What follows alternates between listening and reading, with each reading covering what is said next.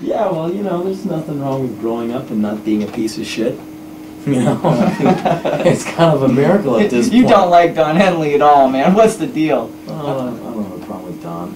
I just like to have a go at these kind of, at those people, but in a fun way. People like, you know, just all those people, you know, they make that music and you just go, oh, come on, come on.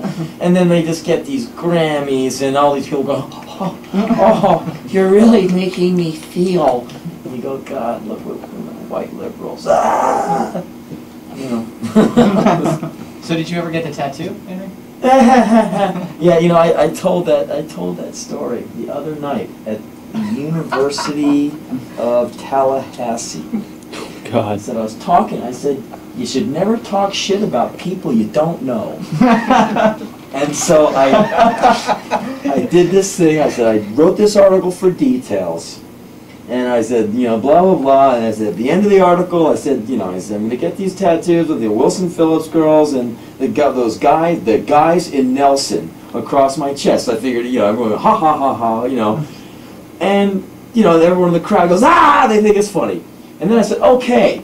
And so, like, months later, I'm at the Roxy. Matthew Nelson was walking the dress, and the crowd goes, bah! Because they just know that I'm going to get nailed. And I said, I'm talking to this guy. He's really cool. Da-da-da-da. And then you know, when you said, yeah, man, you know, that article was really great, you know, about the tattoos. And I forget these I write them, I fax them, I'm gone. And I'm doing so much stuff. I just go, you know, the editor goes, you're in. I'm like, fine, bye. Send me my check. I'm gone.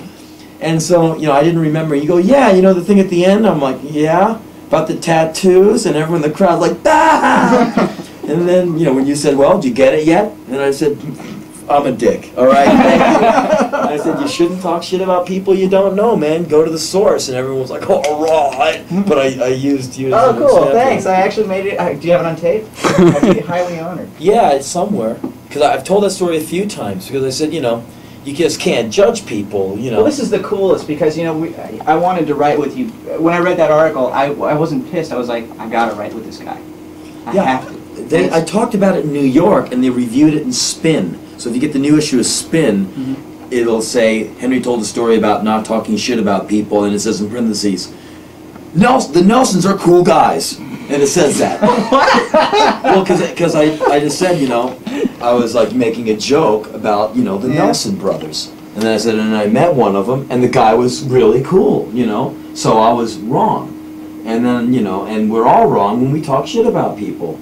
You know, it's because all you're just talking shit, and you don't have anything based in reality. And then that. It's like what we talked about. The only reality that you had to base anything on was what you saw through the box or, you know, in the glosses. Right. And hey, and you got to go further than that. And that's what. And I segued into this thing with Steven Seagal, where I said, like, well, you know, I see Steven Seagal movies, and hey, he looks like an asshole to me, but I can't judge anyone before I meet him. And then I talk about meeting him and going, oh my God, he's the biggest asshole I've ever met. Help me! Alert! Alert! You know, so danger, Will Robinson. Yeah, yeah. So then, you know, then I said, and so I did go to the source, and fuck that guy. And I was like, all right. So yeah, it's in new issue Spin. Porno for Pyros is on the cover. That's great. That's a great. So is it? What do you think about that? More? This is great. No, this is great. I just want to put in a couple of the things because the content is great. This is the body of it. Yeah. I want to figure out how we're going to get into it and how we're going to get out of it. Because this is cool. Okay, no. Shut up. Sit down. Turn it on. Watch the sides divide. Watch the armies form and watch the lines get drawn. Watch them die. Strangers, all of them. It's not your life, right? So if it gets to be too much, you can always change the channel and never have to change your mind. All the while, the fear grows and grows inside you like a cancer. So it's a slave that doesn't know it's a slave. A consumer, a viewer, a spectator to his own incarceration and slow death. The years go by and the confusion and the fear grow until you really think that's the way it is. The flesh toughens and the shackles no longer feel like they're on.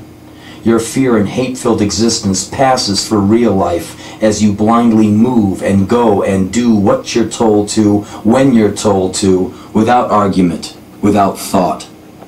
You become devoid of life, merely a reaction to life, a negative, a frozen shadow on the wall after the bomb has been dropped, a shudder before the specter of fear that fills your every waking moment. You long to excel and raise yourself out of the quagmire. Desperation is substituted for inspiration, and you become a new species altogether, a new animal whose natural impulse is to take life in order to maintain its own. Each breath a denial of someone else's. Somewhere in the distance, you hear the sound of canned laughter and applause. Nothing can stop you now. Your life no longer imitates television horror, it depends on it. Your lifeline is the great machine. Your God is a series of man-made gods that you can see and hear, but never touch. When you're passive, you serve them. When you don't think, you think for them.